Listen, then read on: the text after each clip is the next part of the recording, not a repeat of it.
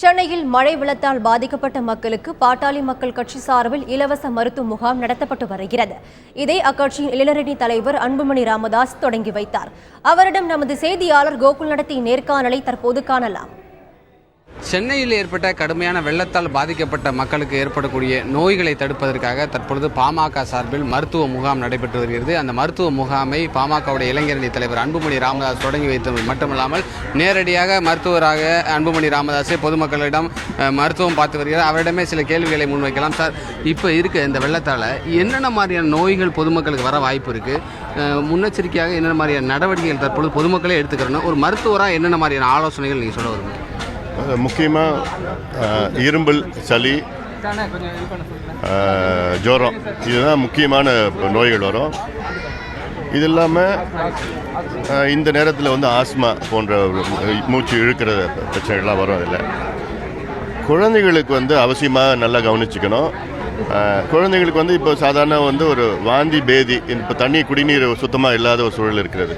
அந்த வாந்தி பேதியெல்லாம் வந்ததுன்னா குழந்தைகள் கொஞ்சம் இளநீர், கஞ்சி, இது போன்ற அதிகமாக நீர், சுடு தண்ணி கொடுக்கணும். குழந்தைங்களுக்கெல்லாம் கொடுத்தோன்னா வீட்டிலே பார்த்துக்கலாம். தடுப்பு நடவடிக்கைகள் சுடு தண்ணீர் குடிக்கணும். நீரை கொதிக்க வைக்கணும், சுட வைக்கக்கூடாது, கொதிக்க வச்சு அது குடிக்கணும். ஏன்னா அது அவசியமானது. அது தமிழக அரசு வெள்ளத்தால் பாதிக்கப்பட்டவங்களுக்கு நிவாரண நிதி அறிவிச்சிருக்காங்க. அந்த நிவாரண நிதி போதுமான அளவு உள்ளதா, அல்லது அந்த நிவாரண நிதியை எப்படியெல்லாம் வழங்க வேண்டும், ஒரு அனைத்து கட்சி குழுவை அமைத்து வழங்க வேண்டும் என்பதுதான் எதிர்கட்சிகளோட ஒரு வலியுறுத்தலாக இருக்குது.